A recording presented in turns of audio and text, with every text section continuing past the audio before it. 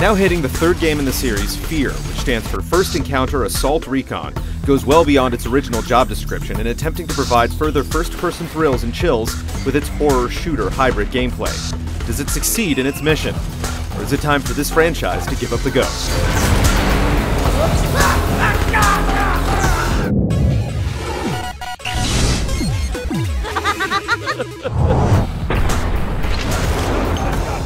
After destroying an entire city in an attempt to stop the supernatural rampage of the tortured F.E.A.R poster girl Alma Wade, Point Man, the original game's protagonist, returns to the scene of the crime to team up with his telepathic cannibal brother F.E.A.R, who has gone from primary antagonist to second playable character. Their mission is to stop Alma from giving birth to a new and unimaginably horrible threat. This convoluted setup will be of some interest to deeply invested fans, but while it provides the clear objective of finding and stopping Alma, it offers only a vague and messy idea of the big picture that's not worth puzzling over. The takeaway is that if someone shoots at you, you shoot back. And just about everyone shoots at you.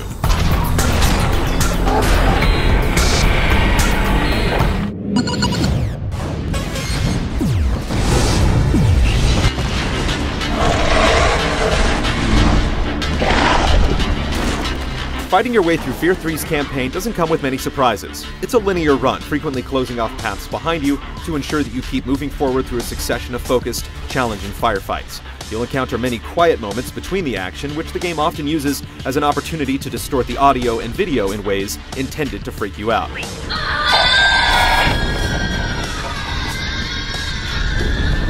Other quiet moments send you on a frustrating hunt for the correct ladder or door to move forward, revealing shortcomings in level design.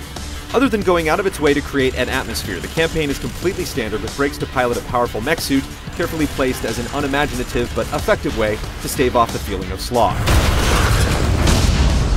It's a bit less of a theme park ride than other contemporary shooters, with a design sensibility that focuses on slow-motion shooting and slide kicks.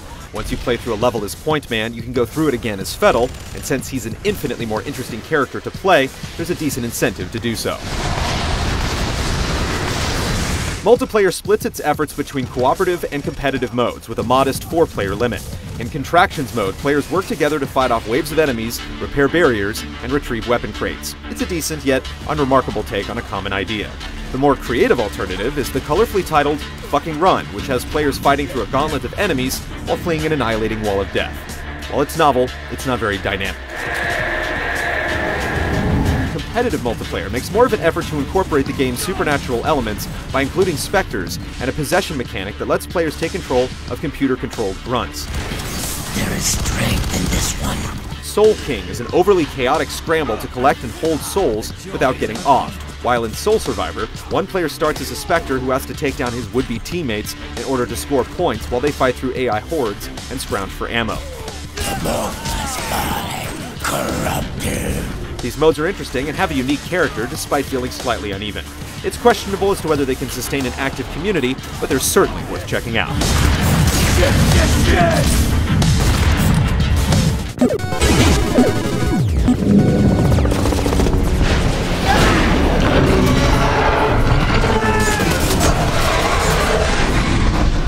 Like other games in the series, F.E.A.R 3 sees Point Man competently executing standard first-person shooting, characterized by slow-mo gun battling against heavily armored enemies.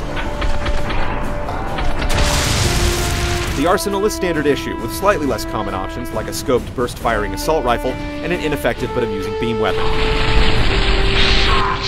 Even with all the paranormal activity going on around you, standard FPS practices and procedures definitely apply.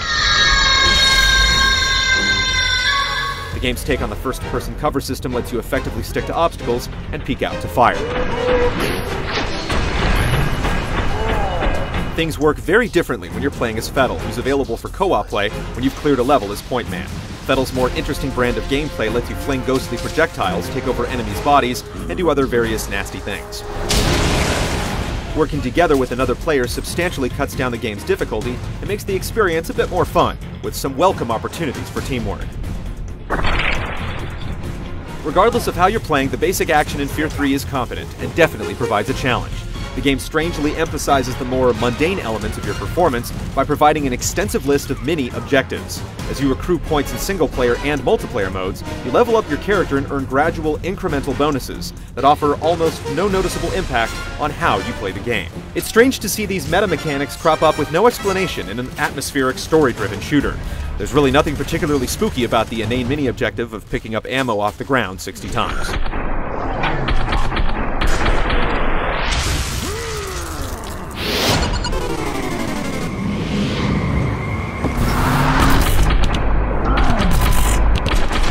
As the series ages, F.E.A.R is moving further from the cutting edge of graphical prowess. Cutscenes